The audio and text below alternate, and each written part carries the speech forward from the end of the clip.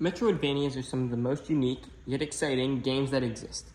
This is a subgenre of platforming games focused on non-linear exploration and obtaining upgrades to progress to new areas. Obviously, this genre was named after the Metroid games, which are really good examples of this. But recently, there's come a new game that's become the poster for Metroidvanias.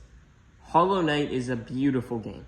Easy platforming that become much more complex as the game continues on. A simple yet intuitive combat system that works wonderfully with the fluid, enjoyable boss fights in the game. Its visuals are some of the best ever seen, and its soundtrack is just breathtaking. It's up right there with some of the best games ever released. Its sequel might even be more famous, however, Silksong, the game that will never, ever release. Last time I looked at a game, I decided to remake it. However, there's nothing about Hollow Knight that needs to be remade, so instead I started looking at other options. At first, I thought about making an alternate sequel, set in Hollownest after the aftermath of Hollow Knight. I quickly realized that none of my ideas would ever live up to the anticipation of Silksong, however. So instead, I decided to look in the other direction. There's a reason I didn't mention Hollow Knight's story when I was complimenting the game. It's not that it's bad, it's just really hidden. A lot of the lore drops and reveals come out through optional dialogue or cutscenes that are placed at the very edge of the map.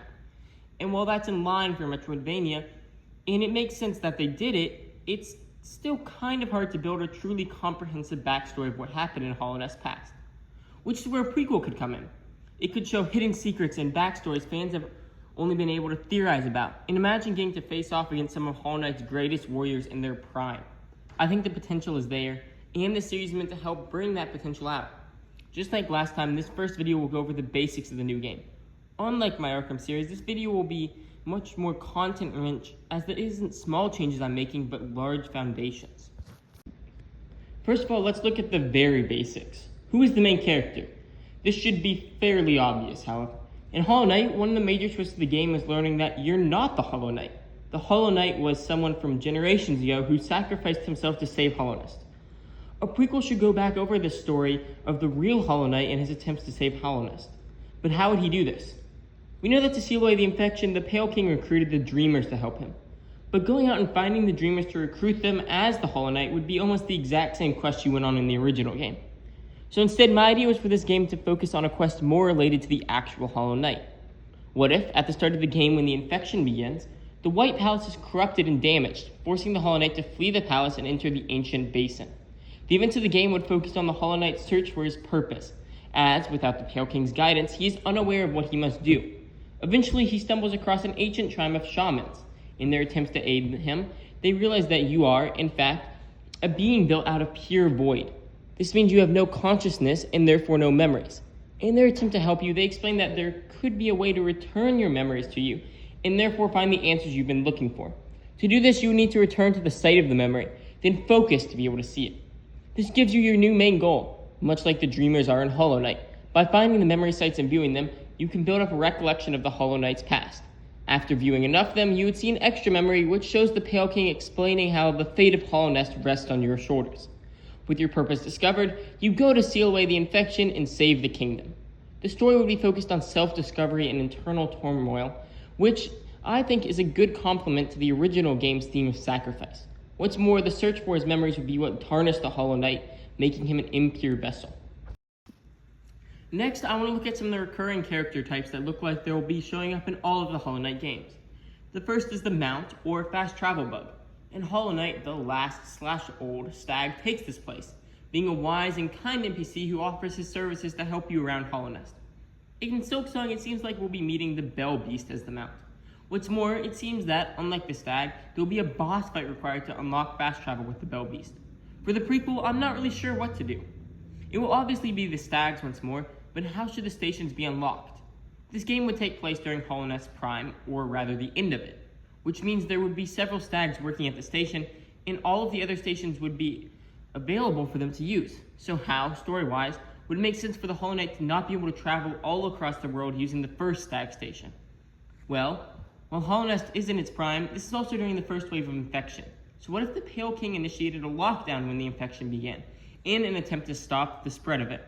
To open up the stag stations, a bug must be carrying a royal decree. You could obtain this item relatively early by looting it off a corpse within the starting area, though it will require some exploring and possibly a boss fight. For the mount itself, there would be 3 mounts that could come, and it's chosen at random each time you use a station.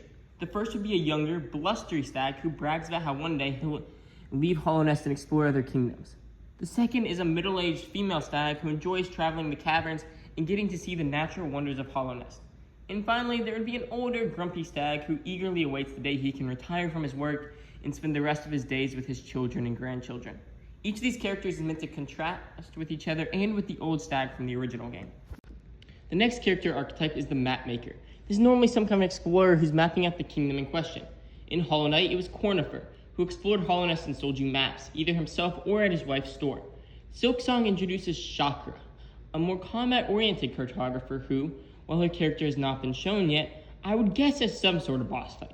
For this project, I wanted to introduce a familiar character, but a little different than we know him. The cartographer of this game would be Secret Seeker Lim, an explorer who searches for hidden artifacts and ancient secrets. While many maps of Hollow Nest exist, his is the first one that truly maps out the caverns, showing forgotten tunnels and locations of notable landmarks that are otherwise forgotten. He won't take Geo, instead you'll need to trade a relic for the maps. As his name suggests, he's obsessed with finding forgotten histories and secrets of Hollow Nest, which is where his passion of history will eventually come from. Lin won't have a boss fight required to obtain his services, but he will be very difficult to find in most areas, hidden behind secret doors and breakable walls. While it seems there might be a few more recurring character types, there's only one more major one we see, and that's the rival character, who the player will fight at least twice during their journey. In Hollow Knight, this is, of course, Hornet, the protector of Hollow Nest, some sort of sibling of yours, and your guide throughout the land. Once again, we've seen Silksong's rival character, but know little about them. They're known as Lace, and we've seen them fight Hornet in 2 separate arenas, which means they're most likely the rival. This prequel will also feature a rival, Rim, the Last Believer, a bug who swore himself to service to the Radiance. He works to see Hollow Nest's true goddess return to power. Recently, this means he helps spread the infection using the strange powers offered to him to twist the minds of bugs. His nickname for you is Little Shadow, just like Hornet's was Little Ghost, and Lace's seems to be Little Spider. Rim would act as an opposite to the Hollow Knight. The Knight is a being born of darkness whose character arc would transform him into a bug who truly cares about the kingdom and would do anything to save its inhabitants. Meanwhile, Rim is a bug born of light, but his arc leads him towards vindictiveness and selfishness, as he will do whatever it takes to win and prove himself right. You would fight Rim multiple times throughout the game, at least twice, but there are more optional fights throughout the game for players who would want to explore more. And unlike Hornet, he wouldn't be a friendly rival, but a true antagonist. Now, there's only one more thing we need to talk about, but it's a big one: the combat system. Hollow Knight used an interesting system that used a currency known as Soul, which is obtained from dealing damage to an enemy. This could then be used to cast spells or focus, which would heal 1 health point, which is also known as a mask. A new game can't just use these same systems again, and from the trailers for Silksong, we can see it's vastly different. Since the Hollow Knight is still a vessel like the Little Knight, I think his combat system should be somewhat similar. First of all, the basis of the fighting system, the actual melee/nail combat, would stay pretty much the same. I would attempt to make some small changes to show the Hollow Knight's more extensive training, but nothing as major as the Silksong changes. First of all, the Hollow Knight would be able to perform a roll immediately after the beginning of the game. A roll is similar to a dash, and it allows him to cross a significant area of land very quickly and is made to help him dodge. Unlike the dash, the roll would not stay in the air and would instead have gravity bring it down. The Hollow Knight would also be able to mantle. Pretty much, if you jump and you're close to the edge of a platform, you can press the jump button again to grab the ledge and pull yourself up. That's everything for the small changes, but we still have a lot to look at for the new spell system. For this, Soul will be brought back as the main resource, but it will work very differently, as it will play more on Void and Shade powers. You can enter a Void Surge mode, where you have higher damage and movement speed, and your roll now acts like the Shade Cloak, where it can give you iframes. This mode drains the soul you have at an extremely fast rate. So you have only a little bit of soul, you might get only a single hit of extra damage. But if you have a full amount of soul, you can become really powerful for several seconds. There wouldn't be any spells, but instead things known as abyssal weapons, which are weapons crafted by the Pale King to help fight against the Radiance. These weapons don't consume soul, but instead consume a mask every time you use one. Unless you're in the Void Surge mode, where instead they'll drain away any remaining soul you have. Healing would also be slightly different. Since your spells cost health, you can use something known as a quick heal, which drains twice the amount of soul as the focus from the original game. When in the Void Surge mode, you would also have a lifesteal ability where you release Void Tendrils that, if they hit an enemy, restore an amount of health based off of how much soul you have left. The amount of soul needed for each mask restored is the same as a focus. This would also consume the rest of your soul, kicking you out of the Void Surge mode. There's also one more part of Hollow Knight that allows for some unique customization. This is, of course, the charms. For this prequel, I want to kind of introduce something along the same line of thought. These would be known as blessings. Instead of being obtained randomly throughout the world, they're obtained from helping out NPCs. This is why they're called blessings. They're gifts from other bugs. There would be two types, a major and minor blessing. You could equip one major blessing and two minors at one time.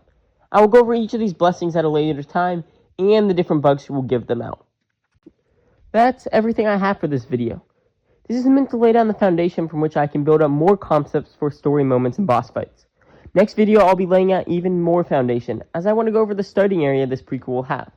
It will be similar to Hollow Knight's, but also different in many ways. If you want to see that, make sure to follow this video and subscribe. And if you want to see more of my projects, check out my recently finished Arkham Asylum remake series. Thank you all for watching, and I'll see you soon.